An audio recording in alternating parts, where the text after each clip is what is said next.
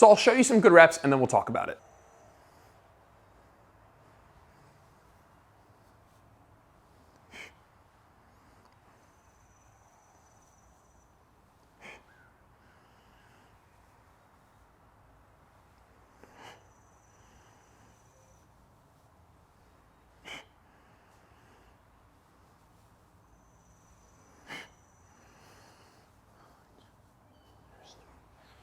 So let's address the elephant in the room. There's a balance component to this lift, and that will make it more challenging, but it's also part of the reason that I recommend you do this from time to time.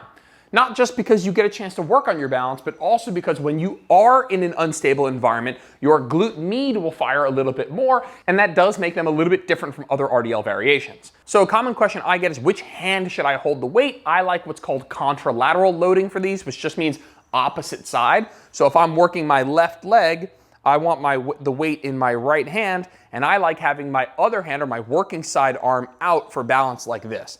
That's how I feel the most comfortable, the most balanced, the way I get the best stimulus from this movement.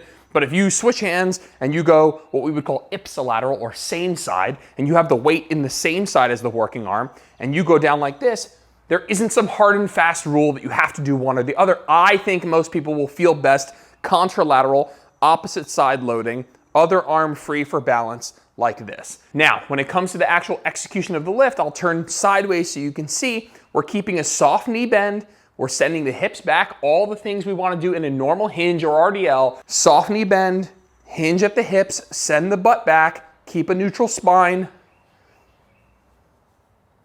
Go down until we feel a stretch and come back up. It's actually a little bit more awkward without weight, but this is what it looks like, right? So we're going down, soft knee bend, and come back up.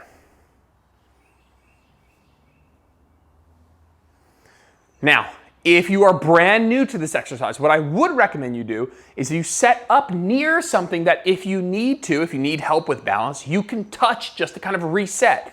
So I might set up right here with my bar in the rack without the intent to touch it and go through the motion, but if I feel like I'm about to lose balance, I might tap onto this just to kind of regain that balance and not fall over. So I do recommend you do that. You can set up a bench, you can go near a countertop, you can set up next to the rack, whatever. It doesn't need to be something like this. It could be something vertical. It could be your kind of cable machine, whatever. But I would recommend setting up near something just in case you're starting to lose balance that you can touch. I do think that that's a really good kind of introduction to this movement before you kind of just go into a free space and get going. Another question that I commonly get is, does my other foot need to come in and touch the ground every rep?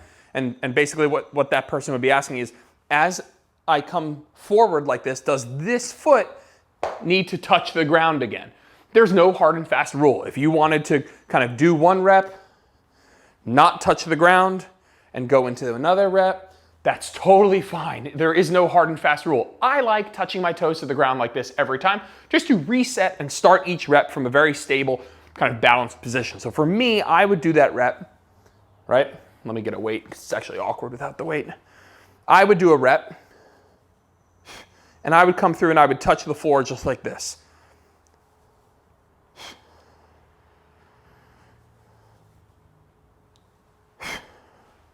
And then what's your back leg supposed to do, right? You saw me, that back leg was going back. Does it need to be bent? Again, there's no super hard and fast rule. That's not the working side, so it's not really super duper important if it's straight or slightly bent. But I do recommend keeping it on the straighter side and thinking about kicking it back, right? Like you're trying to kick somebody back here in the face. And so if you keep this knee bent, it's a little bit awkward. If you actually kick that leg back further, it actually becomes a little bit more stable. Again, it's kind of awkward with no weight. And on that note, when it comes to choosing a weight, if you think, oh, let me start really, really light till I get the technique down, it's actually going to be a little bit awkward. If I grab a 5 or a 10-pound weight, that's not enough of a counterbalance for me to actually send my body weight backwards and have the weight in the front actually balance me out. And so don't go too light when you're warming up or when you're learning this exercise, because it can actually be a little bit more awkward that way. Now, at the end of the day, if you're finding the balance component to be a complete limiter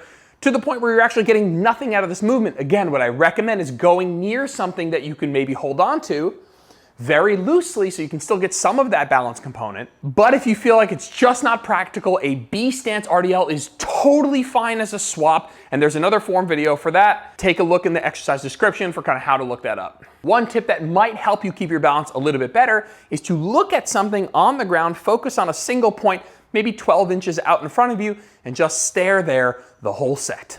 Having that focus point does help a little bit with balance. When it comes to what this arm should be doing with the weight, what I want you to be thinking about is I want you to think about bringing this dumbbell to your big toe, right? Doesn't need to be exactly there, but what I don't want you to do is reach out in front or try and keep the weight like super close, like touching your legs the whole way down. It should be right there. Almost like this inside bell should touch the big toe.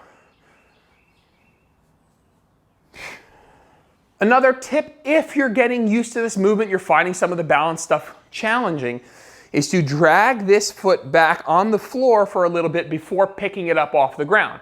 And so if we do a couple reps, I want you to watch my back foot. I'm gonna keep it on the ground for a little bit before I lift it up off the ground. On the ground, on the ground, on the ground. Okay, we're up. Come back in. Drag, and then come up. And so it just gives you an extra second or two with both feet technically in contact with the floor. And so that just gives you an extra, second or two with both feet in contact with the floor. Even if this foot's not kind of pressed down for stability, it will help a little bit. And last, just a word of advice, single leg RDLs are challenging. The balance component is challenging. So one, give yourself some grace, and two, find somewhere that you can set up where if you need it, right, you can touch something for balance as you're getting used to the movement. I find that to be super, super helpful.